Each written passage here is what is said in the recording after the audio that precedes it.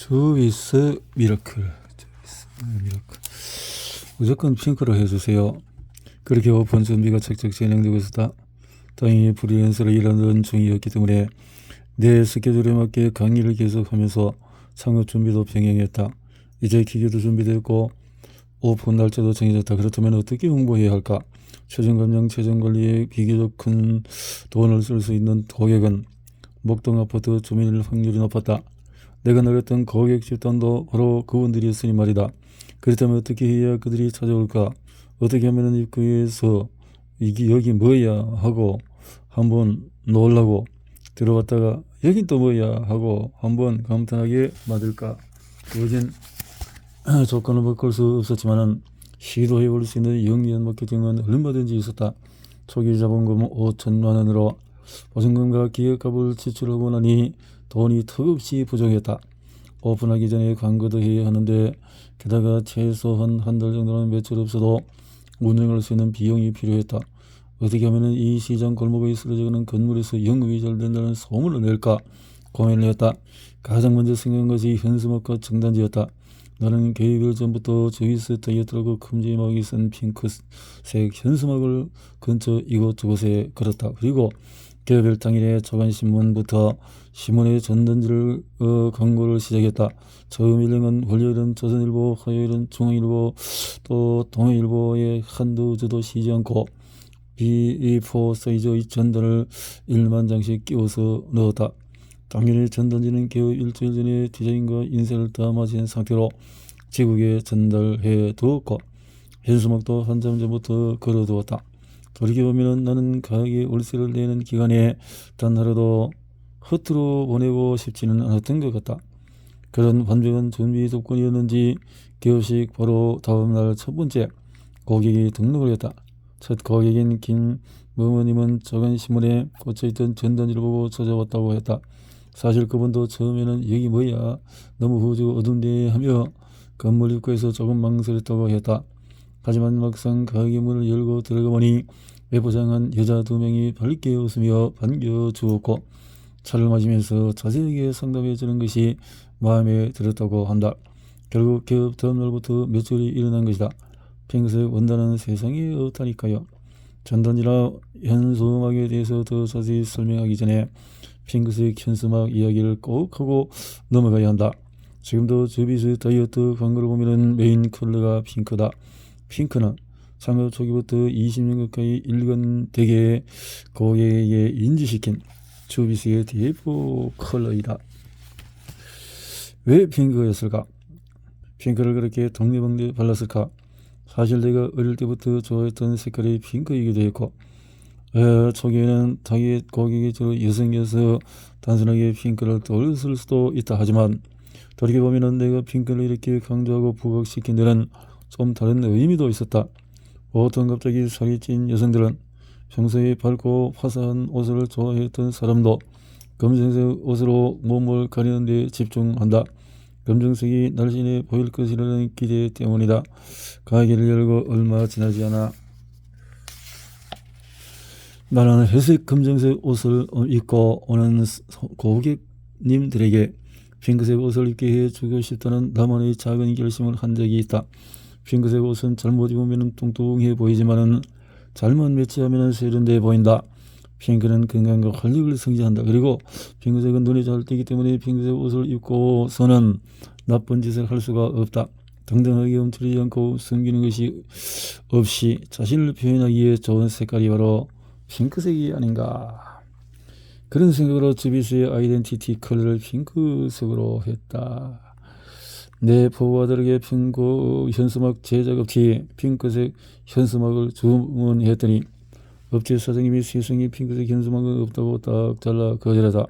아예 핑크색 원단이 나오지 않기 때문에 현수막도 못 만든다는 것이다. 핑크색 바탕에 검정색과 하얀색 글씨를 쓰면 눈에 진짜 잘 띌 것이라고 확신했는데 안 된다는 것이다. 나는 그것만큼은 절대 포기할 수가 없었다. 돈을 더 들 테니 염색을 위해서라도 원단을 만들어달라고 저러고 또 졸랐다. 내가 하도 고집을 부리니 결국 현수막 업체 사장님이 직접 대구 염색 공장까지 달려가서 세상에 없던 핑크색 현수막 원단을 만들어내었다. 그때부터 만들기 시작한 핑크색 원단은 15년 후 삼성 등 저비스 사업 평면의 근 D형 현수막에도 사용이 되었다. 처음에는 손살이를 칠 만큼 어렵고 고된 작업이었지만 이후에 저비스가 계속 성장해 나가고 지점을 확장해 할 때마다 현수막 업체도 함께 성장했으니 나름대로 서로 상생한 보람있는 고생이 아니었을까. 한 장만 빼꼼히 띄어놓아 있는 핑크색 전단지. 전단지 이야기로 들어가 보자. 목동 아파트 단지는 D형 잠재 고객 집단이 근처에 모여 있었고, 그런데 전단지 광고를 할 때에도 그냥 기계적으로 한 것이 아니었다. 처음에는 열별로 매체를 바꿔가며 어느 요일에 어느 신문에 들어가는 것이 좋은지 살펴보았다. 각 신문에마다 돌아가면서 앞서 말한 핑크색 현수막도 마찬가지. 금요일 저녁, 평일, 퇴근, 출근 시간 등 각각 다른 시간대에 걸어보면서 광고 효과를 테스트했다. 이건 역시 가장 효과적인 시간대와 장소를 찾아 통계내고 거기에 집중했다. 들어오면 정말 별짓을 다 해봤다. 지금으로 생각하면 현수막은 불법이다. 어쩌면 그때의 그 경험이 20년 가까운 저비스 마케팅의 역사에서 데이터 중심의 마케팅이 태동하게 된 기반이었을 것이다. 전단지에 관한 에피소드가 하나 더 있다. 저비스가 초기에 2-3년 전단지 광고를 너무 많이 하니까 어쨌든 파워가 조금 생겼고 신문사 주국에 전단지를 넣을 때 우리 전단지 신문 위로 빼꼼히 띄어나게끔 끼워달라고 부탁했다. 그러기에 따로 끼우는 수요가 늘어난 만큼 대신 소량을 더 늘려주었다. 신문 위로 우리 것만 튀어나오게 전단지를 넣는다는 게 사실 쉬운 일은 아니었을 것이다. 일일이 사람 손으로 해야 하는 작업이니 말이다. 게다가 그때부터 우리 전단지 맨 위에는 한 달에 8kg 못 뺀 전액 환불이라는 강력한 헤드 카피가 있었다. 그때는 신문에 전단지 여러 장이 웅덩이로 들어있었기 때문에 신문 구독자들은 하나도 보지 않고 그대로 버리곤 했다. 그런데 핑크색 전단지가 한 장씩 빼꼼히 나와 있고 맨 위에 8kg 전액 환불 같은 카피가 있으니 주목도가 얼마나 높아지겠는가. 실제로 그 전단지를 보고 오신 고객도 많아져서 타율이 꽤 높은 광고였다. 다만 내가 모든 아파트를 돌아다니지 않는 지국에서 전단지를 제대로 끼웠는지 안 끼웠는지 확인할 수가 없었다.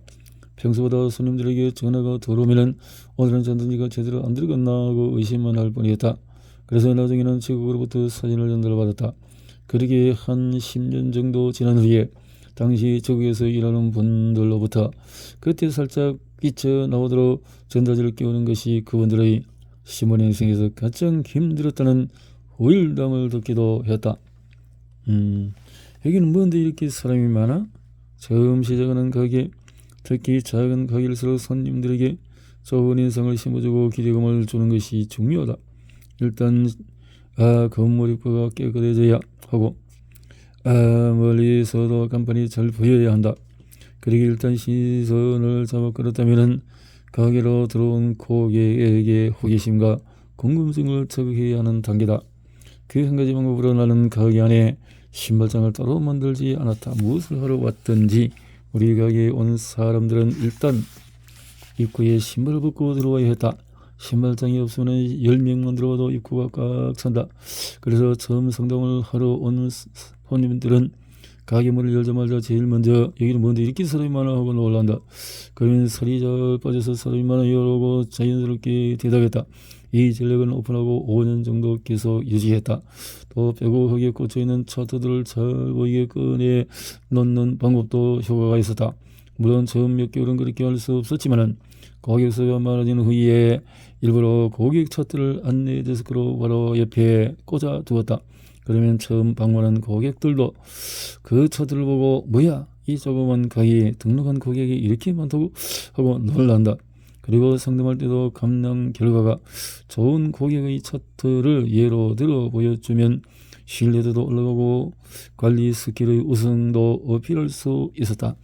신발장을 없애고 차트를 꺼내둔 전략은 어쩌면 흐름한 외관의 약점을 보완하기 위해 어쩔 수 없이 생각에는 방법이었을 수도 있다. 하지만 겉으로만 그렇게 보이는 마케팅 전략의 차원을 넘어 잘 되는 가게처럼 보이다 보면은 언젠가는 진짜 잘 되겠지 하는 내 기대와 바람도 반영되어 있었다. 목에 칼이 들어와도 정찰제. 또 한 가지 덧붙이자면 저비스에는 창업되고 지켜오는 절대적인 룰이 하나 있다. 바로 가격 할인을 하지 않는다는 것이다. 프로모션을 위한 10% 쿠폰 가격을 10% 깎아주는 것이 아니라 10%에 해당하는 관리 횟수를 추가해주는 방식이다. 처음 시작이 동네 장사였기 때문에 지키게 된 규칙이기도 하다.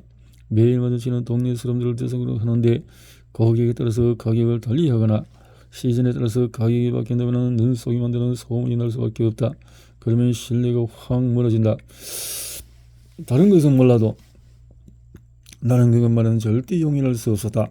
당시 해외에서 들어온 유명 다이어트 업체들은 거의 모든 것이 가격 할인 정책을 기본으로 했다. 하지만 우리는 목에 칼이 들어도 정찰을 한다고 고객들에게 강조했다. 다른 사람을 소개할 테니 깎아달라. 3명을 데려올 테니 깎아달라. 5명을 데려올 테니까 공짜로 해달라 등 어마어마하게 떼를 쓰기도 했지만 단 한 번도 흔히는 하지 않았다. 물론 나도 사람인지라 마음이 흔들 때가 있었다. 하지만 고객의 검은 제안을 받아들이는 순간 그 고객 이외의 다른 모든 고객의 신뢰를 잃게 될 것이 뻔했다. 소문이 빠른 동네에서 주위 사람들이 모를 리가 없다. 특히 내가 타깃으로 삼은 목동 아파트 주민들은 비교적 학력도 높고 소득도 높은 사람들이 많다. 소위 배운 사람일수록 이런 눈속임에 예민하다. 금액이 크든 작든 자신이 손해를 입었다고 생각하면 고객은 가차없이 떠나간다. 크게 보면은 그리고 멀리 보면은 결국 도움이 안 되겠구나 싶어서 정찰제를 고수했고 이것은 지금 생각해도 참 잘한 일이었다. 고객의 몸에 허튼 짓 하지 말자. 창업 초기에 지치고 힘들 때마다 통장을 들고 은행에 갔다. ATM 기기에 통장을 넣고 통장 정리 버튼을 누르면 지지직 하면서 거래액이 인쇄가 된다. 나에게는 최고의 스트레스 해소 리추얼이었다. 그 소리 들으면 스트레스가 다 날아가는 듯 했다. 창업하고 가장 먼저 통장을 3개 만들었다. 매출 통장, 지출 통장, 이익 통장. 모든 매출은 일단 매출 통장에 들어온다. 그리고 지출해야 할 것들을 정리해서 예산만큼 지출 통장으로 옮겨 놓는다. 임대료, 인건비, 경비, 광고비 등이 모두 지출 통장에서 빠져나간다. 그리고 남은 통장은 이익 통장에 옮겨 놓는다. 매출 통장에는 내가 열심히 상담하고 영업한 결과가 고스란히 찍힌다. 지출 통장을 보면 내가 지출해야 할 것이 제대로 지출되는지 보인다. 간혹 사업하는 분들이 돈을 벌기는 버는데 이상하게 돈이 없다고 하소연한다. 하나의 통장에서 매출이 들어오고 거기서 바로 써버리면 돈을 못 번 건지 너무 많이 쓴 건지 알 수가 없다. 나는 말일까지 매출 통장은 절대 건드리지 않고 매달 1일에 딱 한 번 예산으로 잡은 금액만큼 지출 통장에 돈을 옮겨 놓았다. 그리고 남은 것은 모두 이익 통장에 옮겼다. 그렇게 매달 1일에 매출 통장 잔고를 0으로 만들어 놓고 시작했다. 매출 통장의 잔액은 이번 달에 내가 올린 성과다. 지출 통장에 잔액이 남았다는 것은 예산을 잘못 짰거나 지출해야 하는 것을 빠뜨린 것일 수가 있다. 아니면 무언가 예산보다도 아껴서 지출한 것이다. 이렇게 통장만 잘 정리해도 한 달을 정리할 수 있었고 이익금이 쌓여가는 것도 쉽게 파악할 수 있어서 좋았다. 그래서 통장 정리가 나에게는 가장 즐거운 마음의 보상이었다. 저비스는 개업 후에 광고를 한 달도 쉰 적이 없다. 창업 초기에는 매출의 30%를 무조건 홍보비로 썼다. 이후에 매출이 점점 커질 때도 일정 부분은 항상 광고 마케팅에 지출했다. 어떤 책을 보니까 광고는 잊혀지지 않기 위해서 하는 것이라고 했다. 그때 나는 TV를 보면서 삼성, 두산 같은 대기업은 전 국민이 다 아는데 왜 계속 광고를 할까 하며 궁금하던 차였다. 아, 그렇구나. 다른 대기업도 잊혀지지 않기 위해서 광고를 하는구나. 그래서 만약 사람들이 알지 못하는 우리를 알리면서 동시에 잊혀지지 않게 하려면 지속적으로 광고를 해야 하겠구나 하는 깨달음을 얻었다. 처음 신문 사이에 끼워진 전단지를 보면은 사람들은 그냥 던져버릴 것이다. 하지만 다음 주에 또 보고 또 보면은 어쩌다가 꺼내서 읽어보게 되고 도대체 이 업체는 어디 있지 하며 찾아보게 된다. 그러다 보면 우리 가게를 찾아오고 고객이 된다. 고객도 계속 많아졌고 영업도 잘 되는데 문제가 하나 있었다. 너무 잘 되는 영업에 비해서 다이어트 방법에 대한 준비가 미흡했다는 것이다. 생각해보면 내가 어떻게 돈을 벌 것인가에 대한 고민은 했지만 어떻게 고객의 살을 빼줄 것인가에 대한 공부는 별로 하지 않고 시작한 셈이었다. 그냥 남들이 하는 대로 제일 바르고 사우나 들어가고 기계로 관리해주면 살이 빠지겠지 하고 막연히 생각을 했다. 고객은 없고 나만 있었다는 뜻이다. 지금 생각해보면 기가 막히지만 초반에는 사우나에서 땀 빼고 제일 바르고 기계로 관리하고 하루에 2끼만 먹이고 밥의 양도 3분의 1로 줄이 고객들은 살이 정말 잘 빠졌다. 굶는다 엿들 했구만. 음식. 나 자신에게 너무 창피했던 사건. 그런데 내 관점을 완전히 바꿔놓은 고객이 있었다. 살은 빼고 싶은데 돈이 없어서 상담만 3번 했던 유치원 선생님이었다. 당시 유치원 선생님 급여가 매우 적었는데 어느 날 상담을 하러 와서는 너무 살을 빼고 싶다며 40만 원이 달라고 매달렸다. 마음이 무척 아팠지만은 앞에서 설명했듯이 정찰제는 주비서가 반드시 지키겠다고 약속한 룰이었다. 그 고객을 40만 원에 관리해드리면 온 동네에 소문이 넓게 뻔했다. 어쩔 수 없이 죄송하다 돈 모아서 3개월 뒤에 오시라고 거절했다. 그런데 그 선생님이 정말로 돈을 모아서 3개월 뒤에 다시 찾아왔다. 당시 그분의 체중이 87kg였는데 나는 굶기고 땀 빼서 한 달 만에 13kg를 감량해 주었다. 키도 큰 데다가 13kg이나 빠지고 나니 너무 예뻐져서 나 역시 얼마나 신이 났는지 모른다. 그런데 한 3개월 정도 흘렀을까 우연히 길에서 그 선생님을 봤는데 살이 배로 늘어서 몸이 다시 원래대로 돌아간 것이 아닌가? 나도 모르게 그 선생님과 마주치지 않으려고 노력을 피했고 지금도 그 순간이 잊혀지지 않는다. 나 자신에게 너무나 창피했기 때문이다. 나는 항상 떳떳하게 사는 것이 중요하다고 생각했다.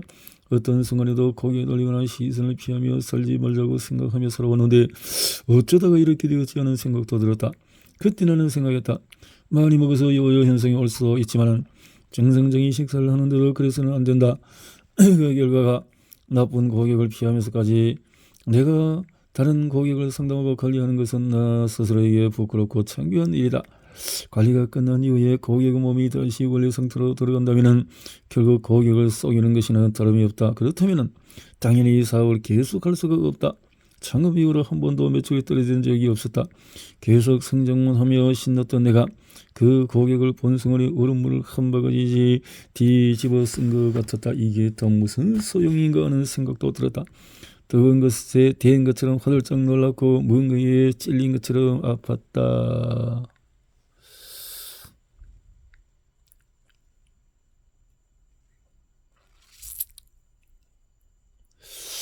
그 순간 나는 하는 깨달음을 얻었다. 공부를 해야겠다고 결심하였다. 창업하고 1년 반 정도가 지났을 때였다.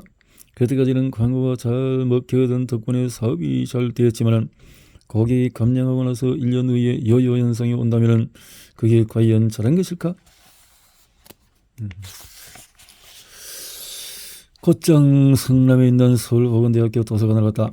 목동에서 공공도서관이 있었는데 그때는 비만에 관련된 전문 서적이나 도서가 별로 없었다. 나는 매주 토요일 성남까지 가서 인체의 구조 등을 탐독하며 어떻게 해야 살이 빠지는지 원리에 대한 디테일한 메커니즘을 공부했다.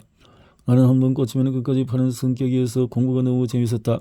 내가 도서관에서 공부하는 동안에 남편과 아들은 학교 운동장에서 공을 차거나 캐치볼을 했는데 지금 생각해보니 너무 고마운 일이 아닐 수가 없다. 일단 혼자서 공부를 해야 하니 집중적으로 파고들 분야를 3가지로 좁혔다. 인체를 다 알기란 너무나 방대하기 때문에 체중 감량과 관계가 있는 근육, 지방, 호르몬 이 3가지 분야를 집중적으로 파고들었다. 그렇게 한 1년을 정말 열심히 공부를 했다. 그리고 공부하면 할수록 기존에 내가 해왔던 방법을 어떻게 바꿔야 할지가 선명해졌다. 공부를 통해서 고객의 몸에 안 좋은 걸 하면은 살이 찌고 고객의 몸에 좋은 걸 하면 살이 빠진다는 사실을 알게 되었다. 그래서 고객의 몸에 안 좋은 것은 무엇이고 고객의 몸을 좋게 하는 것은 뭘까? 내가 공부하는 것은 주비스 다이어트에 어떻게 적용할지를 고민하는 단계에 이르렀다. 사업의 방향을 다시 잡다. 결국 공부를 통해 나는 사업의 방향을 다시 잡았다. 우선 고객의 몸을 건강하게 만들려면 5대 영양소를 먹여야 한다. 5대 영양소를 어떻게 먹일까? 밥으로 먹여야 한다. 그리고 고객의 몸은 피로가 잘 풀려야 한다. 그래야 순환이 열린다. 피로를 풀려면 수면이 중요하다. 또 밀크 커피가 주범이다. 그때는 다들 밀크 커피를 하루에 서너 잔씩 마시면서 회사 생활을 하던 시절이었다. 고객들은 밀크커피 안 먹기가 힘들어했다. 그런데 살이 찌는 분들이 하루에 밀크커피를 몇 잔이나 마시는지 세어보면 그 양이 대단하다. 평균 3에서 6잔이나 마신다. 이렇게 마시면 설탕도 문제지만 카페인의 양이 엄청나다. 부어서. 그리고 살이 쉽게 찌는 분들의 공통적인 패턴이 있다. 일단 피곤하다, 입맛이 없어서 아침을 거른다.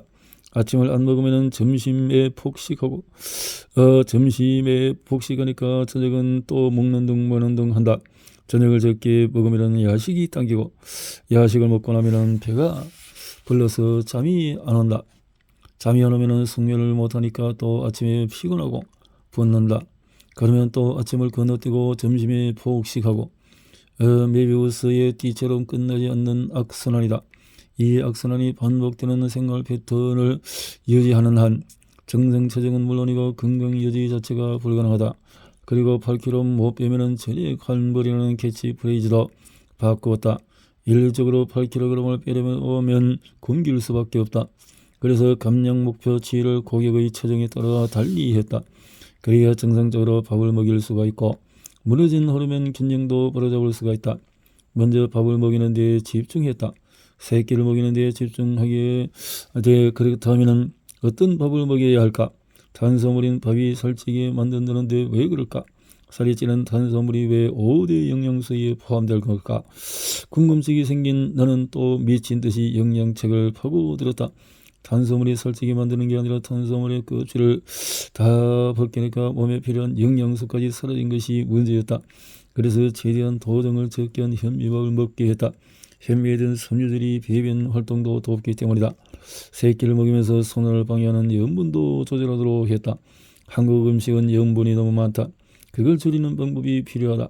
밥을 먹으면서 살을 빼면 단기간에 과도하게 빠지지는 않는다. 그러니 감량 목표치를 5에서 8kg 정도로 조절했다. 그래서 현수막 문구도 5에서 8kg 못 빼면 전액 환불로 바꿨다. 굶기면 뺄 수 있지만 여유 현상이 올 수밖에 없다. 그러니 여유 현상을 없애는 데 포커스를 맞췄다.